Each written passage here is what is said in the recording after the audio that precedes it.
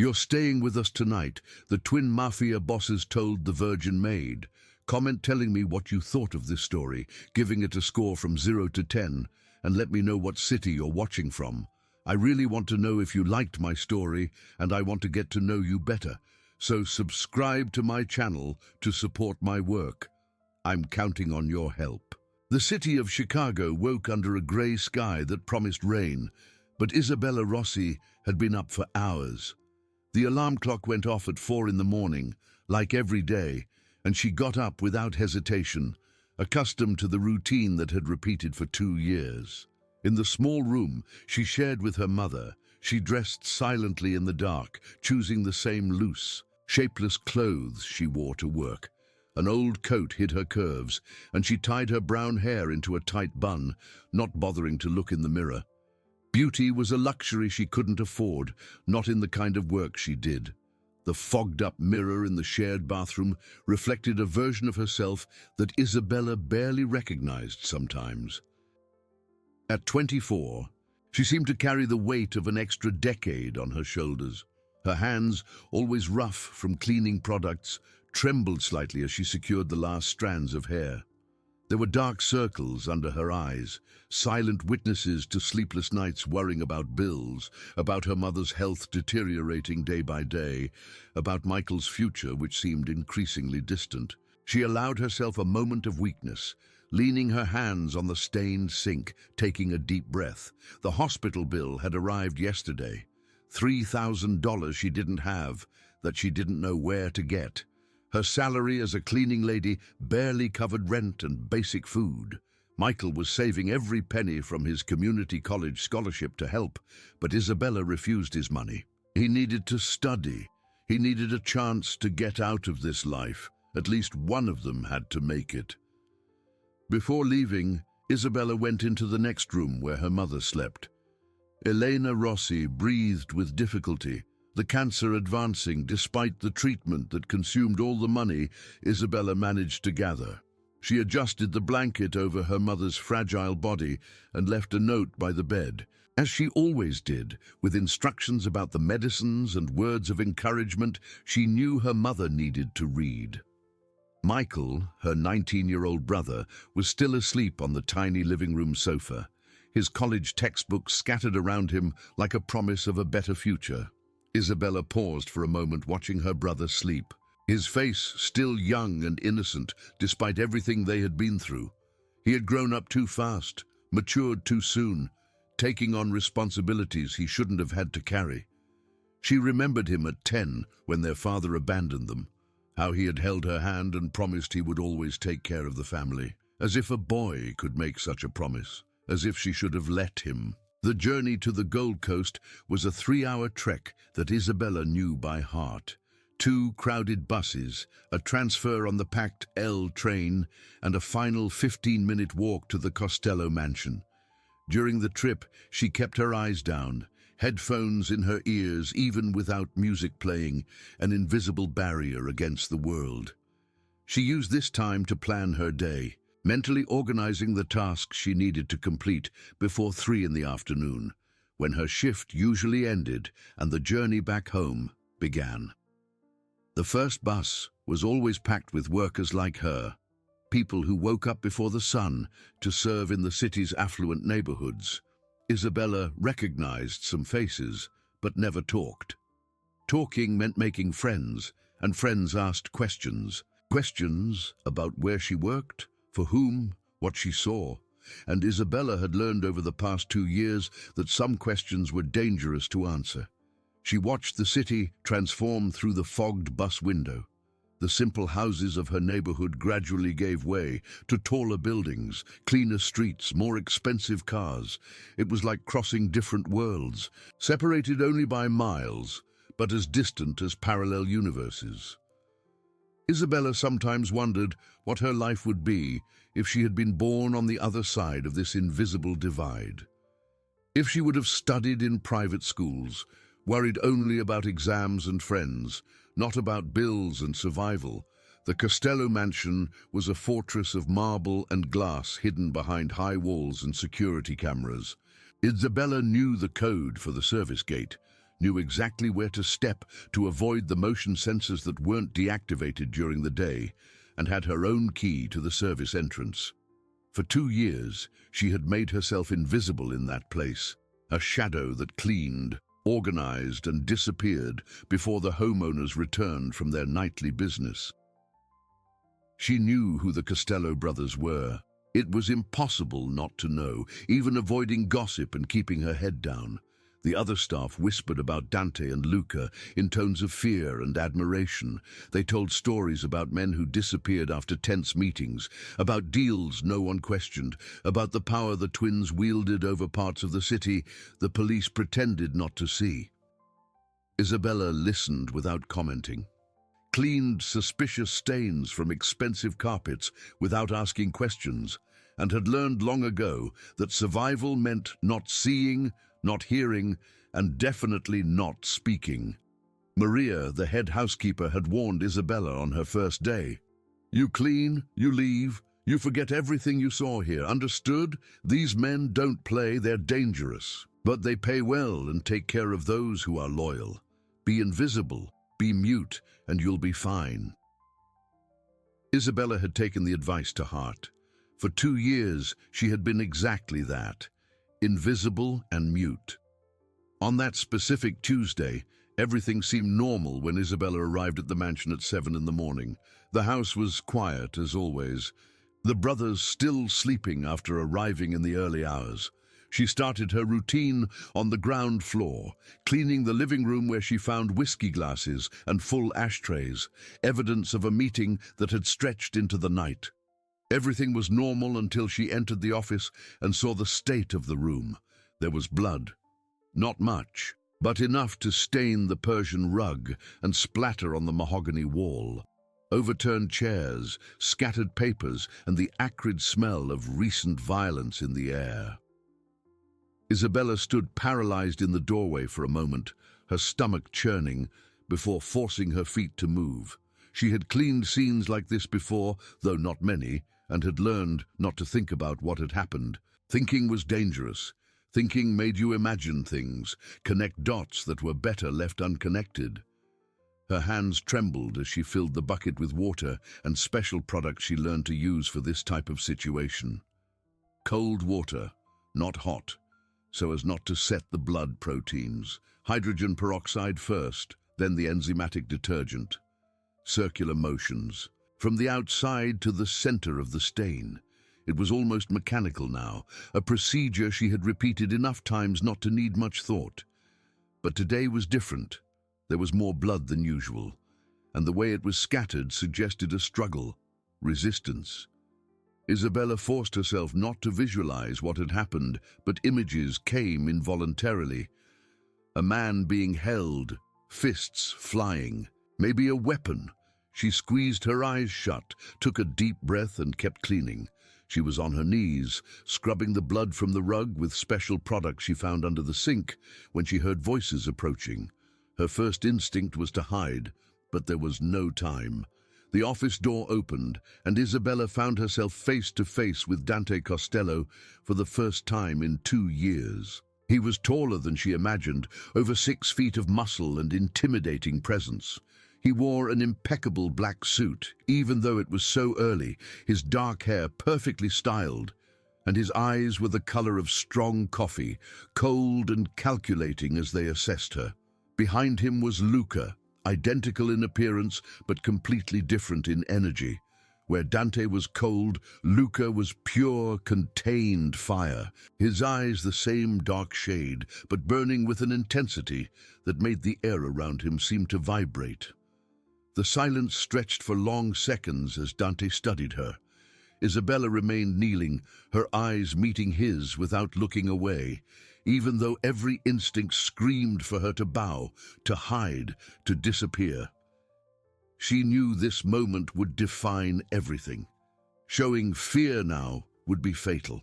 So she did the only thing she could do. She waited, holding steady under his scrutiny, refusing to tremble even though her heart was beating so hard she was sure they could hear it. Dante tilted his head slightly, like a predator examining an unexpectedly interesting prey. His eyes roamed her face, then moved down to her blood-stained hands, the bucket beside her, the soaked cloth. He was calculating, Isabella could see, assessing the risk she posed, deciding her fate in that silent moment. It was Luca who broke the silence, his voice rough and slightly amused. "Is this the ghost who cleans our house? 2 years, and this is the first time I've seen her. Maria always said she was discreet," Dante replied, still not taking his eyes off Isabella. Apparently, that was an understatement. Luca approached, circling Isabella as if she were a sculpture in a museum. She forced herself not to react, not to turn her head to follow him, keeping her focus on Dante. Instinctively, she knew he was the one who made the decisions, who had the final say on life and death in that house. Dante did not look away from Isabella. "Did you see anything today?"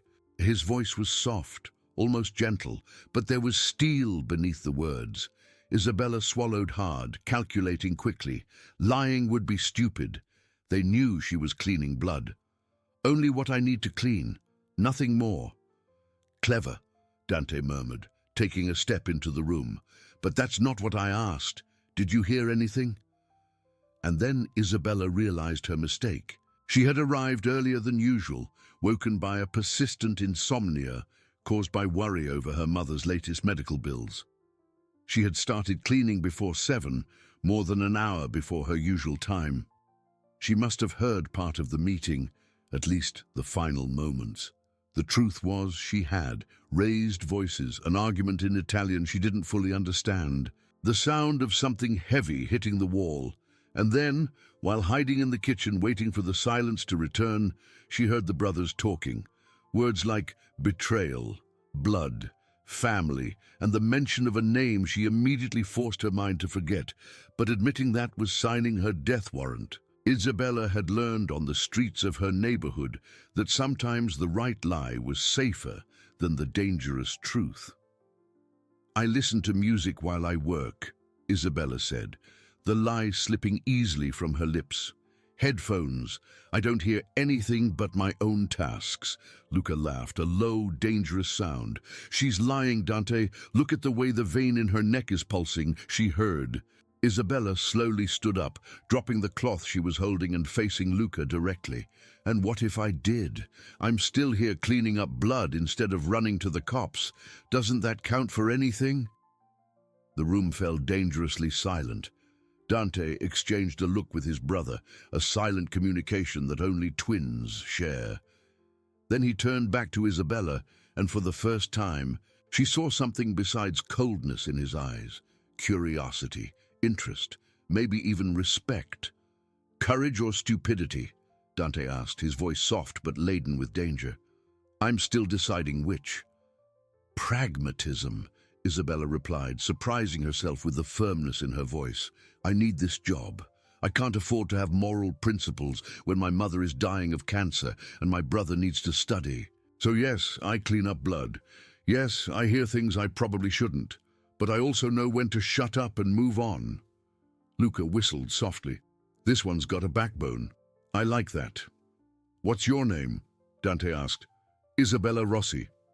"Isabella." He tested the name, as if tasting expensive wine. He took another step toward her, invading her personal space. So close she could feel the heat from his body, the smell of whiskey and tobacco that clung to his clothes. "Do you have family?" True fear finally pierced Isabella like a blade of ice. Not her, not her family. A mother and a brother. "They know nothing about where I work or for whom." "Smart," Dante repeated, but this time there was approval in his tone. "Protection is a natural instinct. I respect that." "Relax, kitten," Luca said, and there was an unexpected softness in his voice. "We don't hurt families. It's not our style.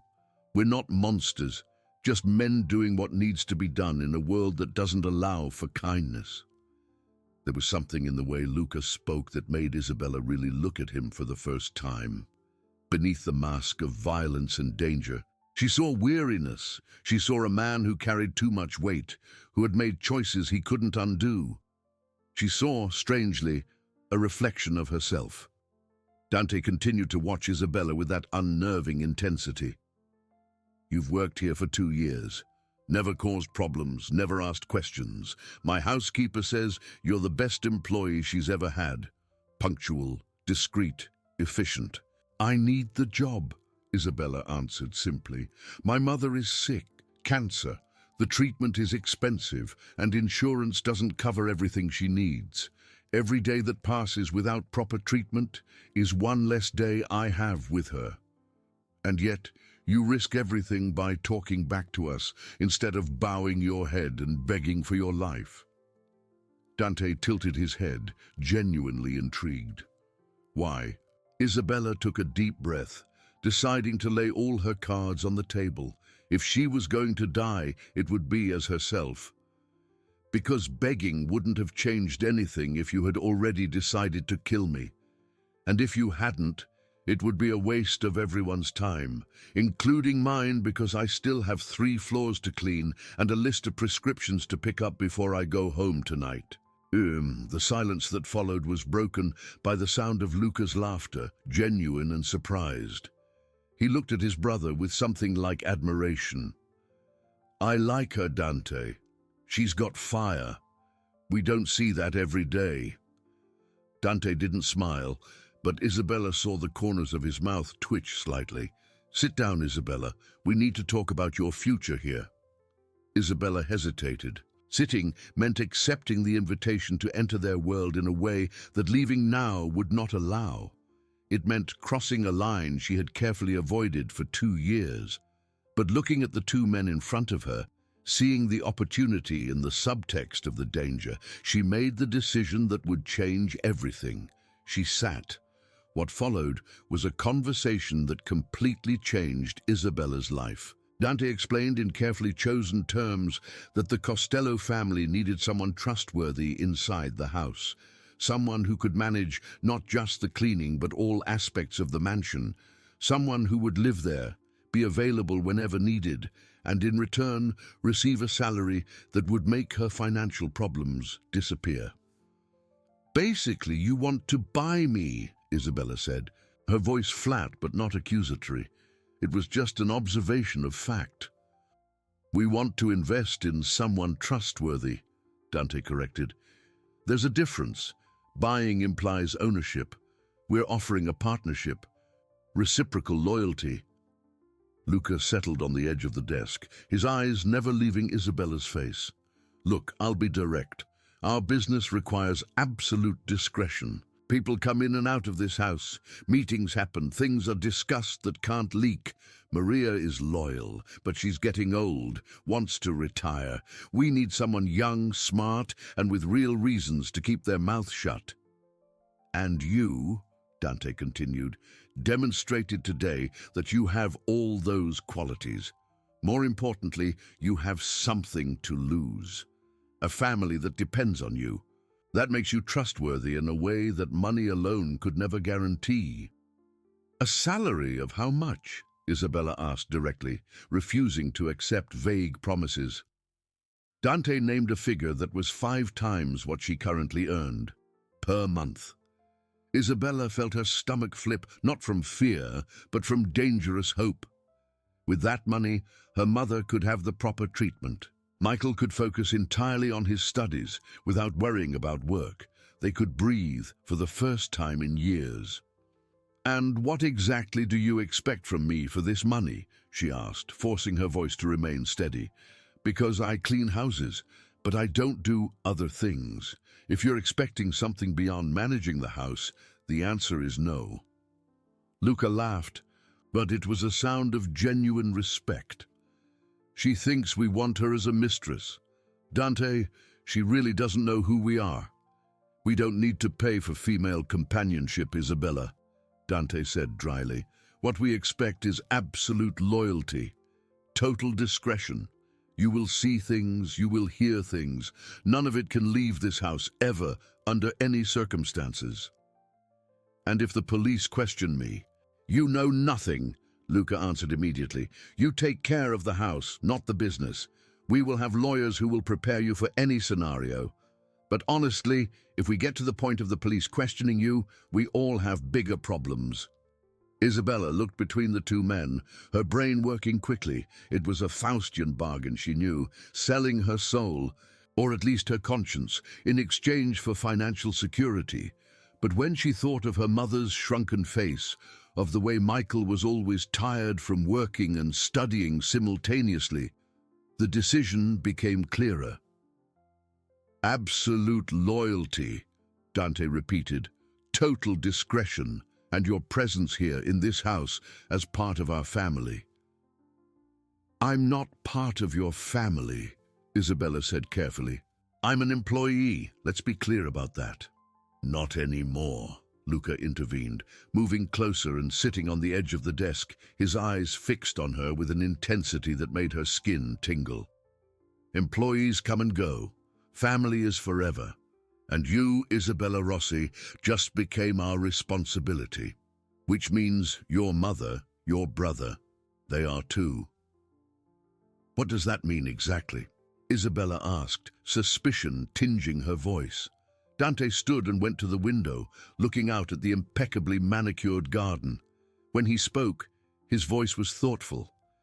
"It means your mother will get the best treatment available.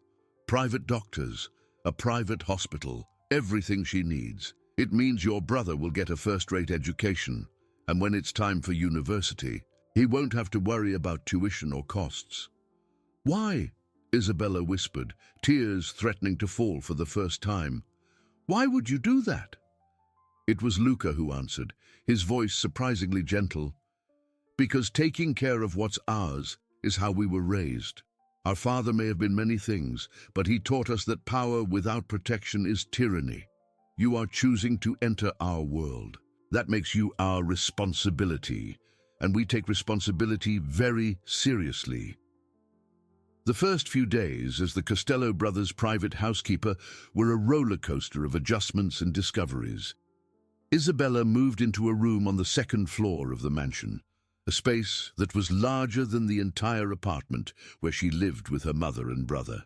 Dante had arranged for Elena to be transferred to a private hospital with the best oncologists in Chicago caring for her, all expenses paid in full. Michael received a full scholarship to an elite prep school, with the promise that when he got into medical school, the Costello family would cover all costs. The first night in the new room, Isabella sat on the king-size bed and cried. Not from fear or regret, but from a relief so intense it was almost painful. For the first time in years, she could breathe. She could sleep without the crushing weight of financial worry. Her family was safe. But safety had a price, and in the following days, Isabella began to understand exactly what she had gotten herself into. "Why are you doing this?" Isabella asked Dante one night. When she found him alone in the office, working on documents she knew better than to question, he looked up from the papers, studying her for a long moment. There was something different in his gaze, something Isabella couldn't quite decipher. "Because you're ours now, and we take care of what's ours." The possessiveness in his voice should have scared Isabella. Instead, it sent a dangerous shiver down her spine. She was beginning to understand that the Costello brothers didn't do anything by halves. When they decided to protect someone, that protection was absolute. And when they decided they wanted someone, well, Isabella was beginning to suspect she had become the object of that will. The dynamic between the three was complex and charged with a tension that grew daily. Dante was controlled, his approaches calculated and deliberate. He watched her with eyes that missed nothing, noticed when she was tired and appeared with tea before she asked, memorized her preferences and used them to make her comfortable. It was seduction through attention, through making her feel seen in a way she had never experienced before. He also gave her books, classic novels, philosophy, Italian poetry. "You're too smart not to feed your mind," he said one night, placing a worn copy of Dante Alighieri on the table beside her. "I read this when I was 15. It changed how I saw the world." "Your name," Isabella said suddenly, the connection clicking. Your parents named you Dante after Alighieri. A rare, genuine smile crossed his face. My mother had hopes I'd be a poet, not a criminal. Life has a cruel sense of humor. Luca was pure fire in contrast to his brother's calculating ice. He touched her casually, a hand on her shoulder as he passed, fingers brushing hers when handing her something. His body always a little too close when they talked.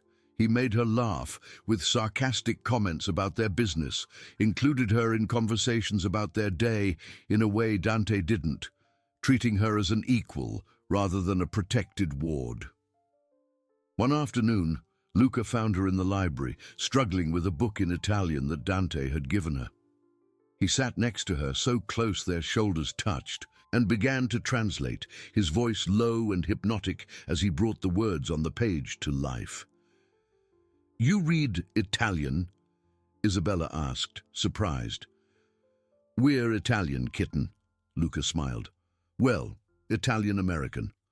Our grandparents came from Naples in the 50s. Mom made sure we spoke the language at home, said forgetting where we came from was forgetting who we are."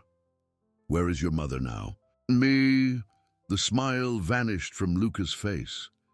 "She died when we were 16. Cancer, like your mother. It's part of why." He hesitated, then continued more softly. "It's part of why taking care of your mother is important to us. We know what it's like to watch someone you love waste away." Isabella knew she was in dangerous territory. She could feel the attraction growing between the three of them like a gathering storm, electric and inevitable.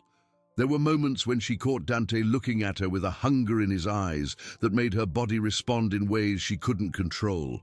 There were nights when Luca would find her in the kitchen, unable to sleep, and they would talk for hours about everything and nothing, and she would see the vulnerability behind the mask of violence he wore for the world. "Are you afraid of us?" Luca asked one of those nights, his voice low and serious in a rare way. It was almost 3 in the morning, and they were sitting on the kitchen floor sharing ice cream straight from the tub. Isabella considered the question carefully. "I should be. But no, not of you two, specifically." "Of what then?" "Of myself. Of what I'm starting to feel." The words slipped out before she could censor them, honest and raw in the darkness of the kitchen. Luca became very still, his dark eyes searching hers in the dim light. "And what are you feeling, Isabella?" Before she could answer, Dante appeared in the doorway and the tension in the room exploded. His eyes went from Isabella to Luca and back, reading the scene with the precision of someone trained to assess threats and opportunities. He was barefoot, wearing only pajama pants, his bare torso revealing muscles and scars that told stories Isabella wasn't sure she wanted to know. "Am I interrupting something?" Dante asked, his voice dangerously soft. "Just talking," Luca replied, but he didn't move away from Isabella. "Something you rarely do, brother. You just watch and calculate." "Someone has to think before acting," Dante retorted, entering the kitchen and positioning himself on Isabella's other side, effectively placing her between them. "Someone has to make sure we don't destroy what we're trying to build." Isabella felt the weight of his words, the implicit admission of what was happening between them. Her heart raced, the air in the kitchen suddenly feeling too thin. "And what are you trying to build?" It was Dante who answered, his eyes fixed on her with an intensity that stole her breath. "Something we never thought possible, something that defies every rule we know." "We grew up sharing everything," Luca added, his voice hoarse. "Our room, toys, secrets, the family business, but we never shared feelings. There was never anyone who—" He paused, searching for the right words. "Who made us want more than the empire we've built," Dante finished. "Until you." The weeks turned into months, and the tension continued to build. Isabella found herself thinking about the brothers constantly, her body responding to every casual touch, her heart racing when she heard their voices. She knew she was falling, and falling hard, but she couldn't stop. She didn't want to stop. She visited her mother 3 times a week at the private hospital. Elena was responding to the treatment, gaining weight, the sickly grey of her skin giving way to a healthy pink. "You seem different," her mother commented one day, studying her daughter's face. "Lighter, happier." "Just relieved you're getting better," Isabella deflected. "No," Elena insisted, taking her daughter's hand. "It's more than that. You're glowing, my child. Are you in love?" Isabella almost laughed. How could she explain? How could she say she was falling in love not with one man, but with 2? Twin brothers who were criminals, dangerous, violent, and yet the kindest, most attentive men she had ever known. "It's complicated, Mom," was all she said. The situation reached a breaking point on a Saturday night, when Isabella went down to the kitchen for water and found the 2 brothers waiting for her. The way they were positioned, the intensity in their eyes, told her this was no coincidence. They had planned this. "We need to talk," Dante said, his voice firm, but with an undercurrent of something Isabella was learning to recognize as barely restrained desire. "About?" she asked, though she knew exactly what. Her heart was beating so hard she was sure they could hear it. Luca approached first, his fingers gently touching her face, tracing her jawline with a reverence that utterly contrasted with his violent reputation. "About the fact that neither of us can stop thinking about you, about how you've turned our world upside down in a way nothing else ever has." Isabella closed her eyes, letting herself feel his touch for a moment before pulling away. "This is crazy. Your brothers. I'm just a maid you decided to protect. You were never just anything," Dante said, his voice cutting through her defenses like a sharp blade. He moved closer too, and now she was between them, surrounded by their heat and presence. "From the first moment I saw you, kneeling in that office, looking at me without fear even though you knew you should be terrified, you were more." "And what do you want from me?" Isabella asked, opening her eyes and looking between them. "What exactly are you proposing here?" Luca and Dante exchanged a look, that silent twin communication Isabella had witnessed countless times. Then Dante spoke, his words measured and deliberate. "We want you, Isabella, both of us, not as an employee, not as a protégé, but as ours, completely." The shock left her speechless for a moment. "You can't be serious. That's not how the world works." "The world doesn't work in a lot of ways we exist," Luca said, a bitter laugh in his voice. "Our business is illegal. Our wealth comes from places society condemns. Our hands are stained with blood that will never wash out. If we've already broken every other rule, why would this one be different?" Isabella shook her head, trying to process what they were suggesting. "Because this involves real feelings, because you're brothers, and I don't see how something like this could possibly work without destroying everything between you." "We've shared everything since birth," Dante said softly, taking her other hand that Luca wasn't holding. "Power, territory, responsibility. The only thing we never shared was love, because we never felt it for anyone enough for it to matter. Until you." Tears burned in Isabella's eyes, a mix of fear, desire, and something dangerously like hope. "I don't know if I can do this. I don't know if I'm strong enough." Luca moved closer again, this time taking both her hands in his. "You're the strongest woman we know.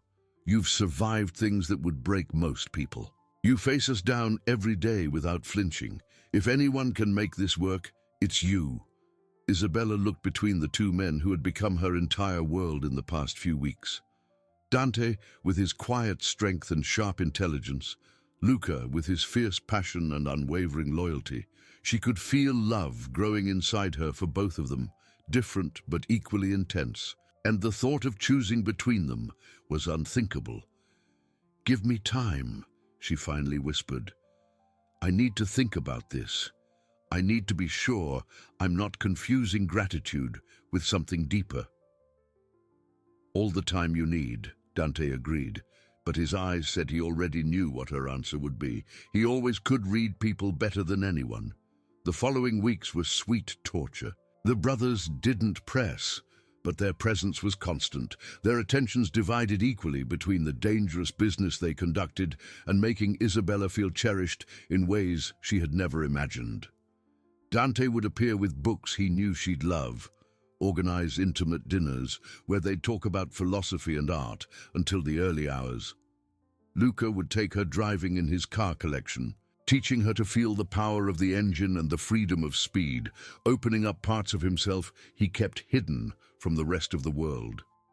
One night, during one of these dinners, Dante told her about the first time he and Luca had to kill someone. "We were 17.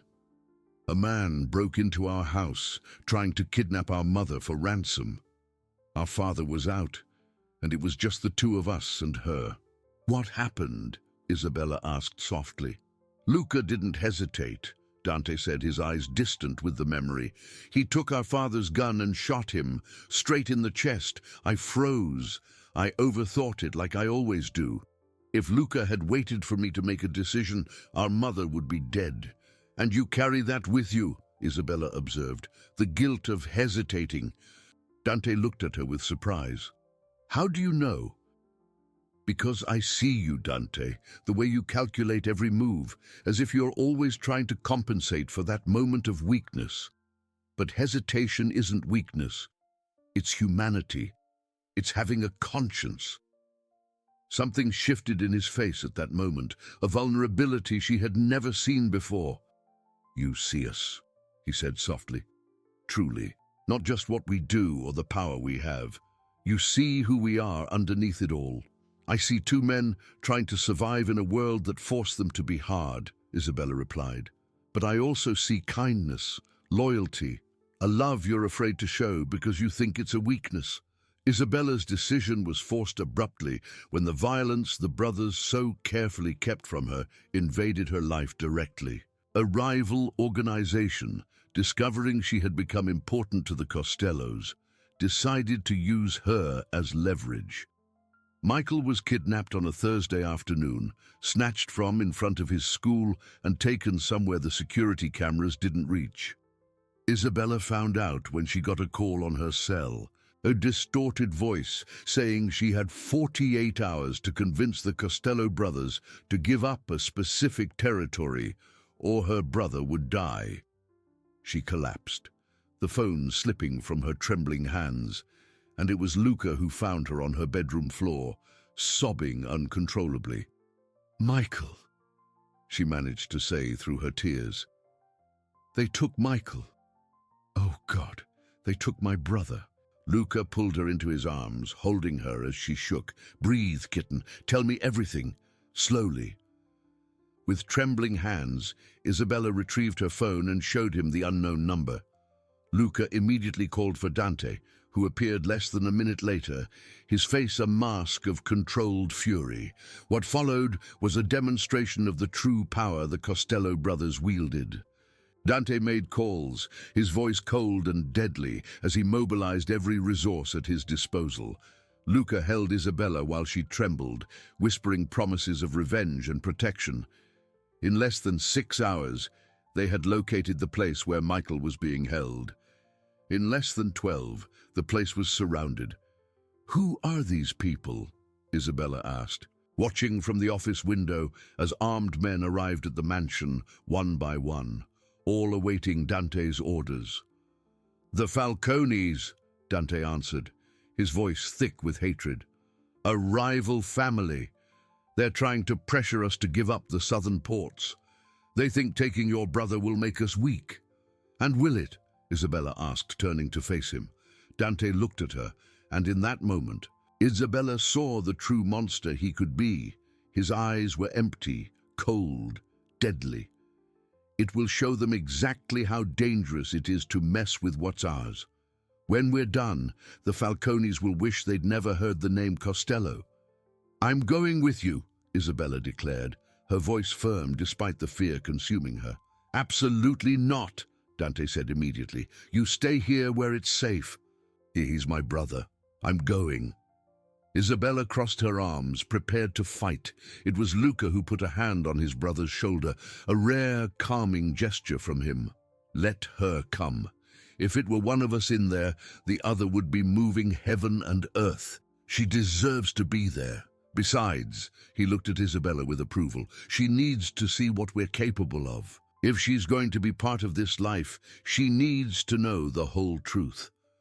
The rescue was swift and brutally efficient. Isabella witnessed for the first time the true nature of the men she loved. She saw Luca move with a deadly grace, every motion precise and lethal. She saw Dante command his team with an authority that brooked no argument. She saw men fall, blood being shed, and through it all, she felt a cold determination settle inside her. This was their world. Violence, power, blood. And if she chose them, it would be her world too. And when they finally found Michael, tied up but alive, it was into Isabella's arms that he collapsed, crying with relief. She saw the injuries on him, the bruises, and something dark and vengeful awoke within her. "Who did this to you?" she asked, her voice dangerously calm. "A guy named Marco," Michael said between sobs. "He said you needed to learn your place." Isabella looked at Dante, who was watching the exchange with interest. "Where is he?" "Room next door," Dante replied. "Why?" "Because I'm going to have a talk with him." Isabella stood up, handing Michael to one of the guards, and walked toward the indicated room before anyone could stop her. Marco was tied to a chair, bleeding from a cut on his eyebrow. He looked at Isabella with contempt as she entered. "Ah, the Costello's little whore. Come to beg me to spare your little brother?" Isabella didn't answer. She simply walked over to him, picked up the gun that was on the table beside her, and without hesitation, shot him in the knee. Marco's scream echoed through the room. Dante and Luca appeared in the doorway, but they didn't intervene, watching with fascination as Isabella leaned over the man who had hurt her brother. "Touch him again," she said, her voice low and deadly, "and I won't miss the knee next time, understood?" On the way back, with Michael in her arms in the back seat while Dante drove and Luca kept a gun in his lap, something irrevocably shifted inside Isabella. These men didn't just protect her, they protected everything she loved. Not because they had to, but because they chose to. Because they loved her enough to make her and hers an integral part of their lives. And she had discovered she had darkness inside her too. The capacity for violence when those she loved were threatened. Maybe she and the Costello brothers were more alike than she thought. "I've decided," she said into the silence of the car, her voice clear and determined. Dante met her eyes in the rearview mirror, his questioning. "Decided what?" "About us. About everything. I choose you, both of you, if you'll still have me."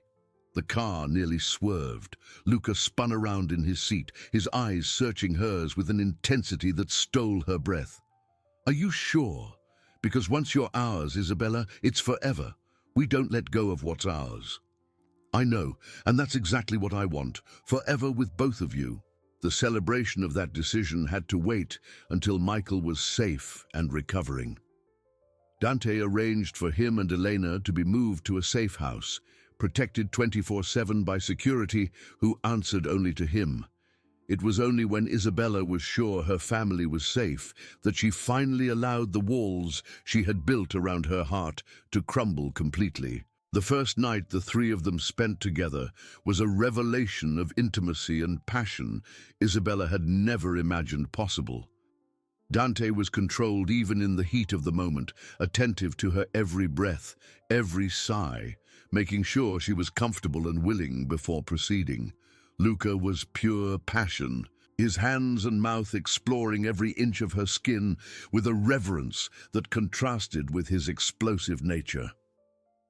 They moved together with a synchronization only twins could possess, each instinctively knowing when to retreat and when to advance, creating a dance of pleasure that left Isabella breathless and completely theirs. There was no jealousy between the brothers, only the certainty that sharing Isabella didn't diminish either of their love, but multiplied it. "You're perfect," Luca whispered against her skin. "Ours. Completely ours." "Forever," Dante added, kissing her shoulder. "There's no going back now, love." "I don't want to go back," Isabella answered, pulling them both closer. "This is all I want. The two of you, this moment, forever." In the days that followed, they established a routine that worked for the three of them. Isabella continued to manage the house, but now as an equal rather than an employee. She participated in business discussions, her outside perspective offering insights the brothers wouldn't have considered. She became their conscience, reminding them of the humanity they risked losing in their world of violence and power. "You control the ports," Isabella said in a meeting, studying the maps spread across the table. "But what about the people who work there? The families who depend on those jobs?" Dante frowned. "They work, they get paid. What's the problem?" "The problem is you can do more. You have power, you have influence. You can ensure fair wages, safe working conditions. You can turn protection into something real, not just collecting fees." Luca and Dante exchanged a look. "You want to turn our criminal organization into a force for social good?" Luca asked, amused but also intrigued. "I want to turn it into something sustainable," Isabella corrected. "Something that doesn't just depend on fear, but on genuine loyalty. People don't betray those who truly take care of them." Dante leaned back, studying her with those calculating eyes. "You're dangerous, you know that? More dangerous than any gun or rival." "Why?" "Because you make us want to be better, and that's terrifying." But society wouldn't easily accept their relationship, and they knew it. The solution came from Dante one night, as the three of them were together in the office, discussing how to protect what they had built. "Marry us both," Dante said simply. "Not officially, not on paper the government would recognize, but a private ceremony with the people who matter as witnesses, a real commitment between the three of us." Isabella felt her heart race. "You want to marry me, both of you? We want to make you ours in every way possible," Luca said, taking her hand. "We want the world to know you belong to us as much as we belong to you." The tears came, but this time from pure joy. Yes, 1,000 times yes. The ceremony took place on a full moon night, in the mansion's garden transformed into a space of intimate beauty. Only trusted people were present. Isabella's mother, already recovering well from treatment, Michael with his eyes shining with happiness for his sister, and the loyal men of the Costello organization who had become like family over the years. Isabella wore a simple but elegant dress, her hair down in public for the first time, her beauty finally freed from the protective shackles she used to wear. She exchanged vows with Dante first, promising to stand by him through every storm, to be his strength when he wavered, to love him through all the hard choices their lives would demand. Then with Luca, vowing to love his passion and help him find peace within the chaos of his nature, to be his safe harbor when the world became too much, to believe in the goodness he hid beneath layers of necessary violence. The brothers promised in unison to protect her, to love her, to honor her as the queen of their empire. And when they placed rings on her finger, one from each, Isabella felt as if something fundamental in the universe had aligned. This was right. This was correct. It didn't matter what the rest of the world thought. "You're our family now," Dante said, kissing her hand, "in every way that matters. And we are yours," Luca added, "to protect, love, and honor. Always." The life they built together was unconventional, but it was theirs. Isabella became a force within the Costello organization, not through violence, but through strategic intelligence, and a heart that reminded the men around her that power without compassion was just tyranny. She implemented programs in the communities the family controlled, ensuring that protection meant more than just physical security, but real opportunities for growth, daycares for the children of port workers, job training programs, scholarships for talented youth from underprivileged communities. Slowly, the Costello Empire transformed into something more complex than just organized crime. It became a social safety net that the government failed to provide. "You're turning criminals into philanthropists," one of the older associates commented one day, half amused, half suspicious. "I'm turning survival into a legacy," Isabella corrected, "something that can last beyond violence and fear." Michael graduated from medical school at the top of his class, forever grateful to his sister and the brothers-in-law who made his dreams possible. Elena lived to see her grandchildren. The twin babies Isabella gave birth to 2 years after the wedding. Children who would grow up knowing that family meant unconditional love and fierce protection. The pregnancy was discovered on an ordinary day when Isabella fainted during a meeting. The doctor confirmed, twins. The irony was not lost on anyone. "Twins?" Luca repeated, his eyes wide. "Like our parents? Like us?" "The genetics are strong in the family," the doctor explained.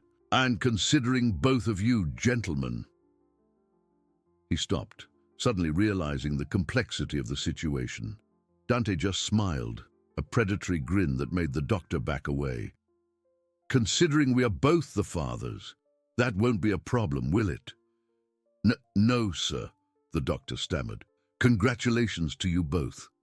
When the babies were born, a boy and a girl, it was clear that genetically they were Dante's, but no one cared. Luca held them with the same reverence and fierce love that Dante showed. "They're ours," Luca said simply, kissing the baby girl's forehead. "By blood or by heart, they're ours." There were challenges, of course, enemies who tried to use their unconventional relationship against them, whispers about the morality of it all. But the Costello brothers met every threat with the same determination they applied to every aspect of their lives. And Isabella, the girl who grew up cleaning other people's houses, discovered she had a strength inside her that could move mountains. One night, years after that first meeting in the blood-stained office, Isabella stood on the mansion's balcony, looking out at the lights of Chicago stretching to the horizon. Dante joined her on one side, Luca on the other, the three of them in a comfortable silence. The children were sleeping upstairs, watched over by nannies who were also trained guards. Isabella's mother was in the guest house, finally free of cancer, enjoying her second chance at life. Michael was finishing his residency at one of the city's best hospitals, engaged to a sweet girl who accepted his complicated family without blinking. Everything Isabella had fought for, dreamed of, was finally real. "Do you have any regrets?" Luca asked softly, breaking the silence. "For everything you gave up for us?" Isabella looked between the two men who were her world, thinking of all she had gained instead of what she had lost. "I didn't give up anything. I chose everything. I chose you. I chose this life. I chose to love completely even when it was scary. And I'd do it all again in a heartbeat." Dante kissed her temple, his voice rare with emotion when he spoke. "We're the lucky ones, love. You gave us something we never thought we deserved. Redemption. A purpose beyond power. A reason to build something better than the world we inherited. You made us human again," Luca added, his voice hoarse. "When we were just becoming machines of violence and ambition. You reminded us we still had hearts capable of love." Isabella leaned against Dante, reaching out a hand to Luca. "You always did. You just needed someone to make you believe it." And there, under the stars of a city that was as brutal as it was beautiful, the three of them stood together. An unconventional family, perhaps, but real in all the ways that mattered. Proof that love could bloom in the unlikeliest of places, that hardened hearts could soften, that three people could become whole together in ways they could never be apart. Isabella's journey from invisible cleaning lady to queen of an empire built on morally grey foundations was a transformation that changed not just her life, but the lives of everyone around her. She proved that strength came not from never falling, but from getting up every single time. That love was not limited by social rules, but defined by the depth of commitment and sacrifice. That family was who you chose, not just who shared your blood. And as the city slept below them, the three remained together, bound by something stronger than any vow or paper, bound by choice, by love, by a promise of forever that none of them would ever break. Because in the end, in a world of violence and power, they had found something more precious than any territory or wealth. They had found each other, and that made it all worthwhile. Isabella looked at the horizon one last time, feeling the weight of the rings on her finger, the warmth of the men she loved beside her. She had started as a survivor, fighting day after day just to keep her family alive. But now she was something more: mother, wife, queen of an empire built on blood but sustained by love. And for the first time in her life, Isabella Rossi allowed herself to believe that the future could be not just bearable, but genuinely happy. "Let's go inside," Dante suggested softly, breaking the contemplative moment. "It's getting cold." 5 more minutes, Isabella requested, not ready to leave the peace of that moment. "Just 5 more minutes of the three of us here together." Luca pulled her closer, enveloping her in his warmth. "You can have an eternity, kitten, not just 5 minutes. And that, Isabella thought as she snuggled between the two men who had turned her world upside down in the best possible way, was the true magic of what they had built. Not the wealth, not the power, but the simple, absolute certainty that no matter what happened, they would face it together, forever. If you liked this video, please subscribe to my channel. I promise to bring you videos every day that will make your life happier. Comment what you thought of my story with a score from 0 to 10. And thank you so much.